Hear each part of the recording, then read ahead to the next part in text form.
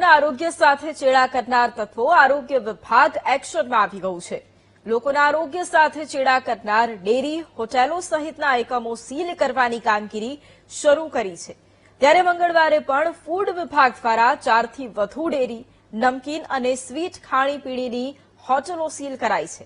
જેમાં ચકાતનાકા પાસે પણ એક ડેરી સીલ કરાઈ, પરંતુ બહારથી દેખાડા પૂરતી કાર્યવાહી થઈ હોવાનું વીટીવી ન્યૂઝના રિયાલિટી ચેકમાં સામે આવ્યું।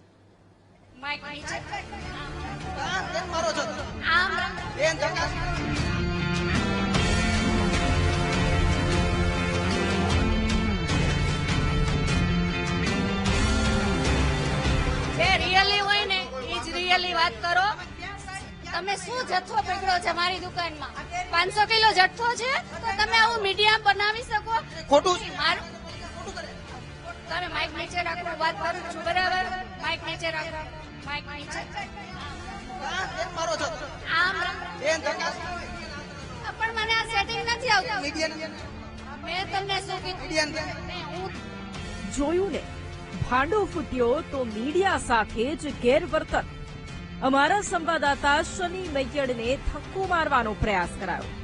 આ છે રાજકોટ વાસીઓના આરોગ્યના દુશ્મન। આ દ્રશ્યો છે શ્રી પટેલ વિજય સ્વીટ એન્ડ નમકીનના, જેને ફૂડ વિભાગ દ્વારા સોમવારના દિવસે સીલ મારવામાં આવી।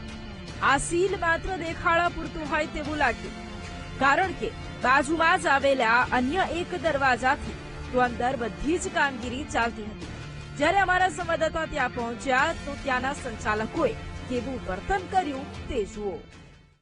આપ દ્રશ્યો કેમ કેમ કેમ નહીં શા માટે મીડિયાને તમે ધક્કો મારો? હું મીડિયાને એટલે ધક્કો મારું છું કે મારી કોઈ પણ પ્રોડક્ટ ખરાબ નથી અને સરે ખરાબ કીધી પણ નથી।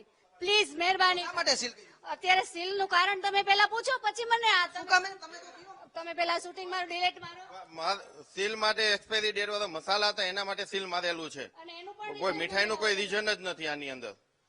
અને હજી કેમ મસાલા ફેંકી દીધા સાહેબે, ડસ્ટબિનમાં નાખી દીધા છે બધા। જો કે ફૂડ વિભાગે ન માત્ર પટેલ વિજય ફરસાણ પર જ કાર્યવાહી કરી, પરંતુ તે સિવાય પણ Tulsi bakery, Krishna restaurant, Patel sweet અને જેના અન્ય એકમોમાં પણ રેડ કરી 500 કિલોથી વધુ અખાદ્ય વસ્તુનો નાશ કર્યો।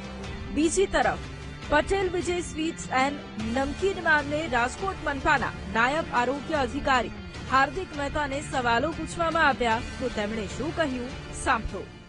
તેમનો જે શોરૂમ આવેલો છે, જે મોરબી રોડ જકાતનાકા પાસે આવેલો છે, તેમનું પ્રોપર જે છે અમારી ટીમ દ્વારા જે છે સીલિંગ કરવામાં આવેલું હતું। અને ત્યારબાદ જે હાલ જે આપના ધ્યાન પર આવેલું છે કે તે જે તેમને દ્વારા પેઢી જે છે તેમનું સીલ ખોલીને તેમના દ્વારા જે છે સીલના દરવાજે જે પાછળથી ખોલીને તેમના દ્વારા પ્રવૃત્તિઓ કરવામાં આવી છે।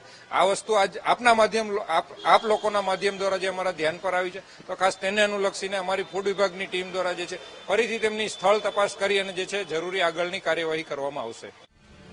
અમે કોઈ પર આક્ષેપ નથી લગાવવા માંગતા, પરંતુ સવાલ એ છે કે સીલ મારવામાં આવ્યા પછી તે ફૂડ વિભાગ ફરી ન ખોલે ત્યાં સુધી કેમ રાહ ન જોવાય, કેમ અંદર ખાને કામગીરી ચાલુ રાખવામાં આવે।